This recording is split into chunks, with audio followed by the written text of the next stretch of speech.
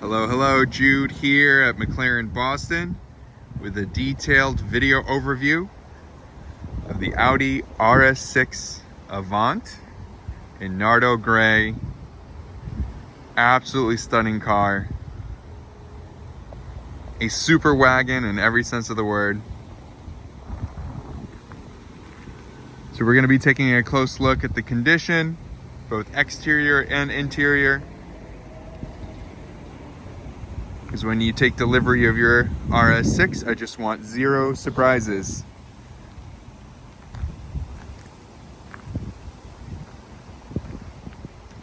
Overall, it's in exceptional condition. I mean, the car is basically brand new, so no surprise there.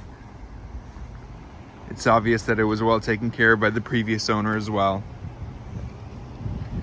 And right now, if you noticed, maybe not, but the car is in its raised suspension mode.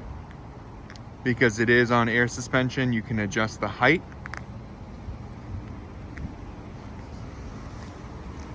Because it's really meant to be a go anywhere, do anything at very, very fast speeds type of vehicle.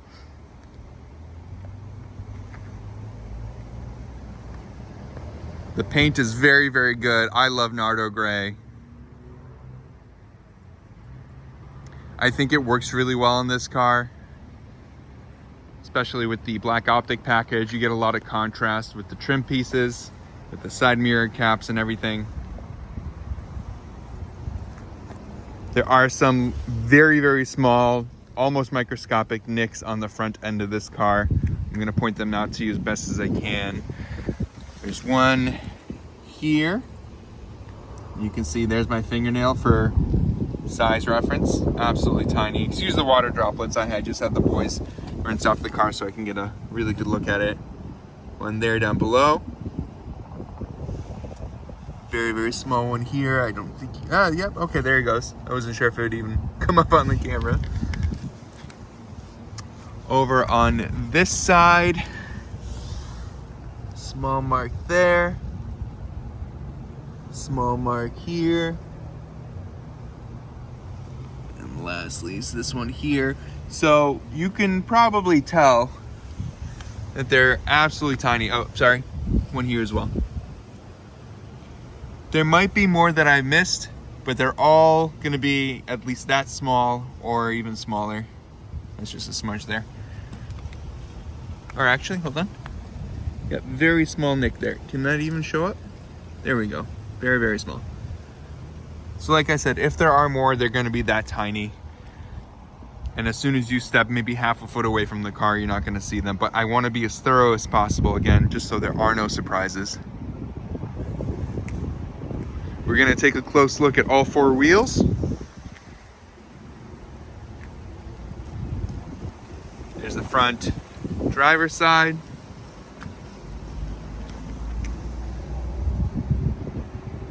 Rear passenger.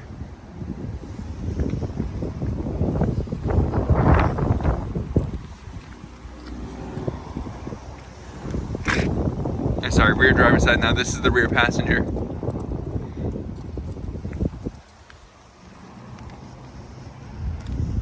And the front passenger. Some smudges on here.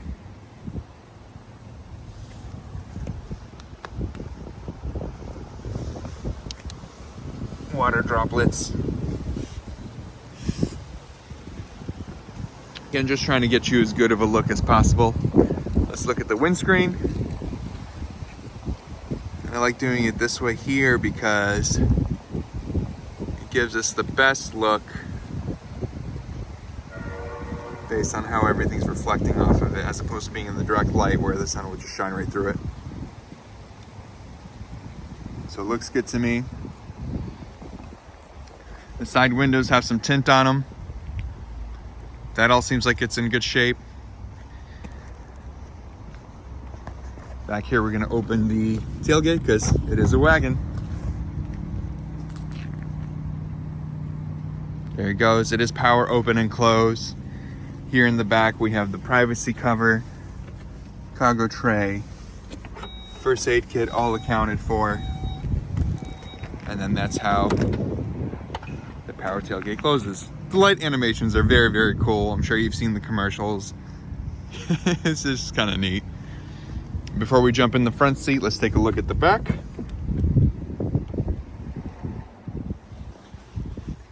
Privacy shades there for the rear passenger seats. Really, really nice materials throughout. It's a good mix of leather and Alcantara. Back here, it's in really good shape. Some very minor indents here and there, but nothing that's like unusual wear and tear. All in very good shape. That light's up there for the passenger controls, and the passengers get 2 USB-C type chargers back down there. You have the glass roof, so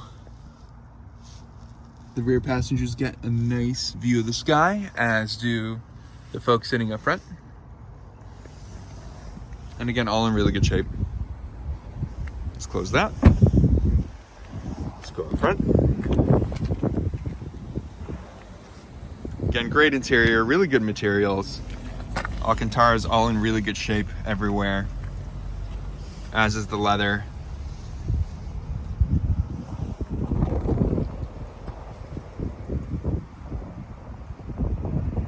Some regular creasing on the side bolsters, as you kind of expect, but no real damage.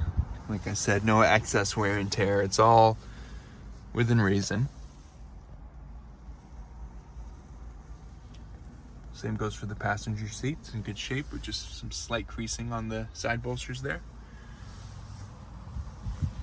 Alcantara here. Here's a good look at the dashboard. Let me go to wide. You have the heads-up display there.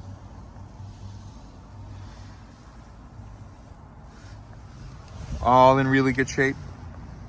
Let's take a look at the dash like this before we jump in, start it up, play with some of the controls and features.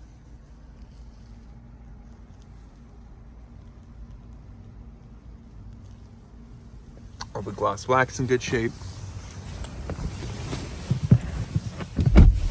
All right, foot on the brake and press the start button.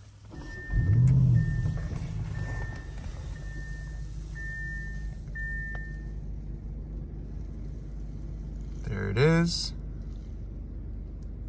Okay. So with this display here, we can control it with these buttons here. We can go to different views.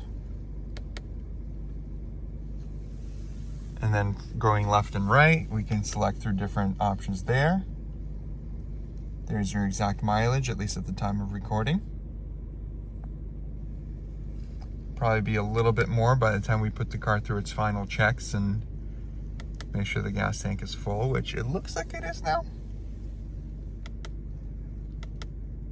Very, very good. On the right side here, we have some phone controls, voice controls. This puts the car into the different RS modes. I'll get to that in just a second. But here in the center, you have 2 large touchscreens. This top one is meant for things like navigation, infotainment, so all your media stuff is controlled here. And then your lower screen is mostly for HVAC, so heat and AC, with some quick controls up at the top as well. But let's go ahead and hit OK. We'll set this up later. I'll let you do that when you take delivery. A nice thing about this car, I don't know if you can hear it, but every time you tap on something, there's a click sound, but also there's a little haptic vibration, so you can tell that you're actually selecting something. So it's a really good use of touchscreen, instead of just having a glass display without any kind of like tactile feedback to let you know what's going on. Let's go into the vehicle. And in here, we can do Audi Drive Select. So 3 preset modes here: Comfort, Auto, and Dynamic. Comfort is soft, Dynamic is firm and sporty, and then Automatic will just adjust by itself as you drive. It picks up on things like steering input, braking, throttle, and things like that to give you either a sporty or more comfortable drive depending on how you're driving. This is what everybody likes over here. There's 2 RS modes, RS1 and RS2, and you can go into each of them and decide How do you want the drive to be? How do you want the suspension to feel? What do you want the steering to feel like? How much engine sound do you want? So you can really mix and match and have two completely different settings between RS1 and RS2. So to go through these different drive modes, you can go through all these submenus to get here, or very quickly, you can just use these quick arrow buttons here to go through the different modes. So if I wanted to go to auto or dynamic, I can. I'm not sure if you heard that, but the exhaust valves opened up so you get a little bit more exhaust note. Or you can go through RS1 or RS2, or press the button here. So let's go to RS1. There we go, so you get a completely different display here.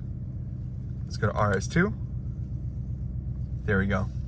Turns off the stability control. You have a lot more fun. This is the air suspension button here. So right now we're in the highest position. We can lower it if we want. And it shows you flashing where it's going. And of course where it's gonna be. It's very cool.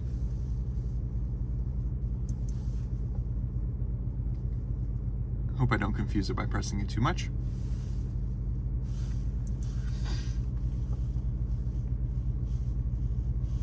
And you can do the ESC controls here. So if you want all the fun RS stuff, but you still want the stability control on, you can do that. I just want to point that out. All right, let's lower it back down. Cool. Heat and AC controls are here. The front seats are heated and cooled. So there's your heating, there's your cooling, and then the passenger gets their controls over here as well, heating and cooling. And you can cycle through those if you want. Very cool. I'm going to turn the cooling off because I don't need it right now. It's very chilly here. Heat controls, fan controls, that's all very, very easy to use. You can do front defrost max, you can turn on the rear defrost there. Parking, just press this here. It does have surround view, so 360 cameras. There's a camera on the front grille, there's one on the back, and there's one on each side underneath the mirrors. If you want to do the 3D view, this is cool. Here you go. And you can swipe around and see exactly where your car is in 3D space. Very, very cool. So it helps parking, especially if you're getting in and out of tight areas. This does take some getting used to. The car does have parking assistance that I'm not going to use right now, but it is there. It's very cool. Just go back here. Let's see what else we can play with. There's a lot. Recents. These are widgets that you can set up here. If you want to bring up the navigation view, you can. Very, very nice. It's cool. It's good. It's intuitive, it's responsive, it's easy to swipe around, which is what's important. Shifter here, so park, you hold this in, you can put in reverse and the camera comes up automatically. You can put into drive, like so. And then if you want to go to sport, you can do that. And then if you want to go to manual, you can do that. Or back to, automatic. And then P for park. Parking brake is here, nice and easy. Cup holders, power outlet here, the regular, old school type. In here, you have wireless charging and 2 more USB-C charging ports. So yeah. Up top here, controls for the shade. There it goes in the back. Here it goes in the front. Let me go to wide view. So important to note that that all works. Open it back up. Click it one more time and the glass itself opens. All good. Let me close it back up again because it's freezing outside. And then I'm opening the back too. In terms of options, the car does have the optional interior package that gives you the red accents everywhere, the red stitching, which is very, very good. Because this is a Canadian market car, a lot of the stuff that we expect to get in the executive package, for example, the heads-up display, that's all standard. Except for, I think it was just the additional leather on the interior. You get Alcantara here. That's really the only difference. They spun that off into a separate package. So it does come standard with a lot of the stuff that we have to pay a la carte for here in the States. which is a nice bonus because it's all stuff that you'd kind of expect your Audi to have. For example, side assist for the blind spot detection. All right, that's enough for the interior. I hope that was a good look. Let's jump out, take one last look at the exterior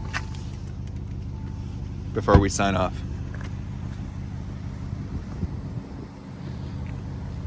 Again, it's in really, really good shape. If you'd like a closer look at anything in particular, either inside or out, please let me know. I'm more than happy to send you photos or, you know, additional video clips, whatever you need. Great car. We've done really, really well with these over the past few years since they've been introduced to the United States. Because it's been some time since they've been selling RS6s out in Europe, but not here in America. So it's really cool that we get this car here now. Thank you so much for watching. Appreciate your time. But that's all for now, and I'll talk to you soon. Goodbye.